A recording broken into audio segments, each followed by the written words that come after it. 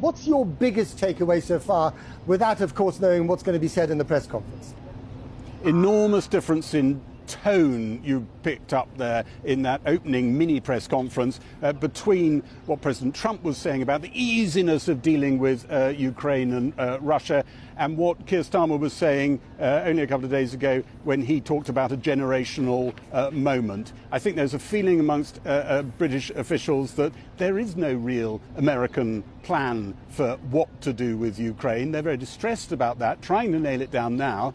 And there are very serious implications. If you commit British forces without a proper plan, well, we were meant to have learnt a lot from the 2003 invasion of Iraq. And I think there might be a sense that there's some institutional memory lost if Britain was to do anything so bold as to start putting forces into a border protection force between Ukraine and Russian-occupied Ukraine without reflecting on all of that.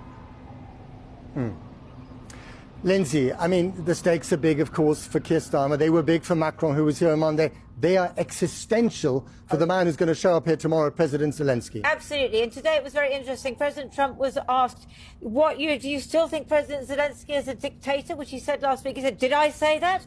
Well, I'm pretty sure that President Zelensky will not forget that he said that. But you sometimes get the sense of President Trump that what matters is who he last spoke to, because he's mercurial. He changes according to who's been saying what in his ear. And one of the things which I think will also worry the Ukrainians is he keeps saying, oh, yes, we're very advanced on this peace deal. Now, that was what Gary was just saying. The British are very concerned about this because they know that there is no real plan. And also, I've spoken to people who have negotiated with the Russians before. The Russians have extraordinarily experienced people, and they pick every single line in every deal, and they go through it. Sometimes they have a whole delegation for just one line or one paragraph. And if the Americans think that they can just breeze in and make a deal and get the better of the Russians, well, I think that President Zelensky knows that it's not going to be that simple. And given the emotions, given the passion, given what's been happening on the battlefield in Ukraine for 3 years, this sort of unbearable lightness of being from the Americans is just disgraceful, isn't it? It absolutely is. And last time I was in Ukraine, which was in December, people were desperate for peace, particularly soldiers on the front line.